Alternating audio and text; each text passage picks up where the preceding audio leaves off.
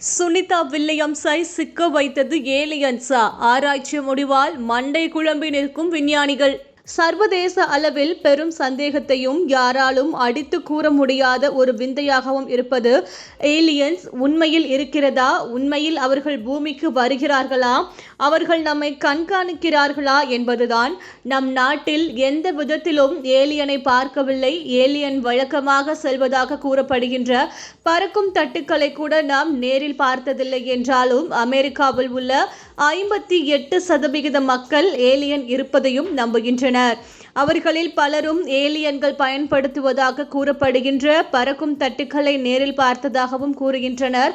ஆனால் இது குறித்து அமெரிக்க அரசோ அரசின் பிரதிநிதிகளோ எந்த தகவல்களையும் தெரிவிக்கவில்லை. ஏலியன் குறித்த இந்த குழப்பங்களும் சந்தேகங்களுக்கும் கேள்விக்கும் அமெரிக்கா மட்டுமின்றி ஒட்டுமொத்த உலக மக்களிடையேவும் ஒரு பேசு பொருளாகவே இருந்து வருகிறது. இந்த மர்மமான விஷயங்களை ஆராய்வதற்காகவே நாசா சமீபத்தில் சிறந்த தொழில்நுட்பம் மற்றும் செயற்கை நுண்ணறிவின் உதவியை கையில் எடுத்துள்ளதாக செய்திகள் வெளியானது. அந்த வகையில் நாசா மேற்கண்ட விசாரணையில் விவாதிக்கப்பட்டதாக நிகழ்வுகளுக்கு பின்னால் வேற்று கிரகவாசிகள் இருந்ததற்கான எந்த ஆதாரமும் கிடைக்கவில்லை என்றும், ஆனால் தொடர்ந்து இது குறித்த ஆய்வுகளை நாசா செய்யும் என்றும் கூறப்படுகிறது.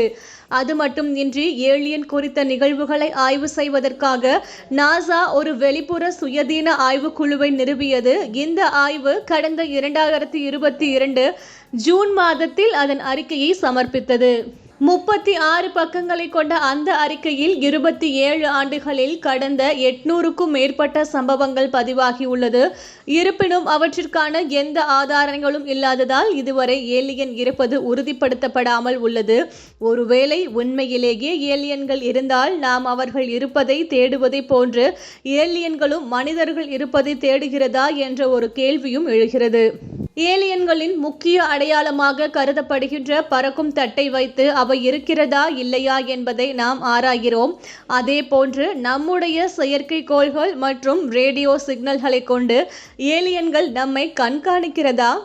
அன்று கேள்விகளுக்கும் எழுகிறது. முன்னதாக பூமியில் மனிதர்கள் வாழ்வதற்கு ஒரு முக்கிய சாட்சியாக இருப்பது நமது நகரத்தின் விளக்குகள். அந்த நகரத்தின் விளக்குகளிலிருந்து வெளியேறப்படுகின்ற சோடியம் ஒரு கிரகத்தின் வளிமண்டலத்தில் கண்டறியலாம் என்று 2021ஆம் ஆண்டு கண்டறியப்பட்டதாக செய்திகள் வெளியானது. இருப்பினும் மற்ற உலகத்திலிருந்து பார்த்து பூமியில் மனிதர்கள் இருக்கிறார்கள் என்பதை கண்டுபிடிக்கும் அளவிற்கு பூமியின் இன்னும் நகரமயமாகவில்லை. பூமியின் மேல்பரப்பில் 1% குறைவான பகுதிதான் நகரங்களாக உள்ளது என்றும் விஞ்ஞானிகள் தரப்பில் கூறப்படுகிறது. இந்த நிலையில் இந்திய விண்வெளி வீரரான ராகேஷ் சர்மா பிரபஞ்சத்தில் ஏலியன்ஸ் இருக்க வாய்ப்பு உள்ளது என்று கூறியுள்ளார். அதாவது கோவை வேலூரில் உள்ள SSVM வேர்ல்ட் பள்ளியில் இந்தியாவை மாற்றுவோம் என்ற தலைப்பில் நடைபெற்ற 3 நாள் கருத்தரங்கின் முதல் நாளில் சிறப்பு விருந்தினராக இந்திய விண்வெளி வீரரும் ஓய்வு பெற்ற விமானப்படை அதிகாரியுமான விங் கமாண்டர் ராகேஷ் சர்மா கலந்து கொண்டார்.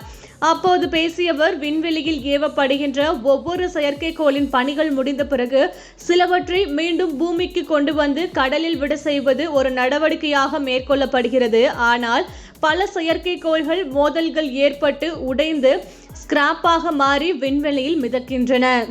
அதனால் வருங்காலங்களில் மீண்டும் பயன்படுத்தும் வகையிலான செயற்கைக்கோள் தொழில்நுட்பங்களை அறிமுகம் செய்ய வேண்டும். பிரபஞ்சத்தில் மனிதர்கள் வாழ்வதைப் போல ஏலியன் இருப்பதற்கும் வாய்ப்புகள் இருப்பதாக கூறியுள்ளனர். மேலும் சுனிதா வில்லியம்ஸ் சிக்கிக் கொண்ட நேரத்தில் வேறு இந்த ஏலியன்ஸ் பற்றிய ஆராய்ச்சி தகவல் கிடைத்துள்ளதால் சுனிதா வில்லியம்ஸ் மீட்புக்கும் இதற்கும் தொடர்பு இருக்கிறதா என ஆராய்ந்து பார்த்தால் இல்லை. சுனிதா வில்லியம்ஸ் சிக்கியது தொழில்நுட்பம் தொடர்பானது. ஆனால் ஏலியன்ஸ் ஆராய்ச்சி பல ஆண்டுகளாக நடந்து வருகிறது என பதிலளித்துள்ளார் விஞ்ஞானிகள்.